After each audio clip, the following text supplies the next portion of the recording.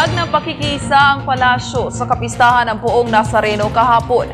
Kasabay nito sinang-ayunan din ng Malacanang ang panawagan ni Cardinal Tagle ng pagtutulungan at magsama-samang labanan ang katiwalian at pagnanakaw ng pera ng bayan. Para sa detalye, balitaan mo kami Rocky Ignacio. Nakaisang Malacanang sa pagdiriwang ng pista ng itim na Nazareno. Sa pahayag ni Presidential Communications Secretary Sunny Coloma, ang pagdagsa ng milyong deboto ay pagpapakita ng matibay na pananampalataya ng mga ito sa Kristyanismo. We join the faithful and the devotees in celebrating the Feast of the Black Nazarene. This annual event is one of the strongest manifestations of our faith. Nagpaabot rin ang pagkilalang Malacanang sa pahayag ni Archbishop Luis Antonio Cardinal Tagle ng tuon sa pagbibigay tulong sa mga kapuspalad.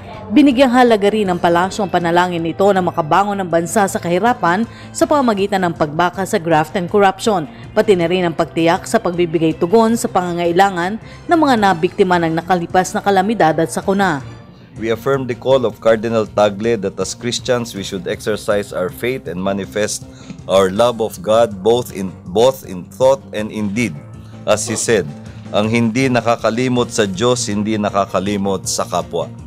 We are one with the Filipino people and the entire Catholic community in praying and working for the rehabilitation of calamity areas while remaining vigilant in eradicating corruption and institutionalizing reforms through good governance.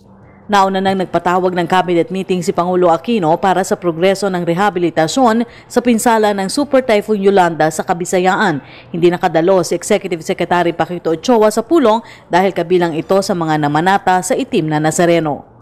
Para sa Telebisyon ng Bayan, Rocky Ignacio.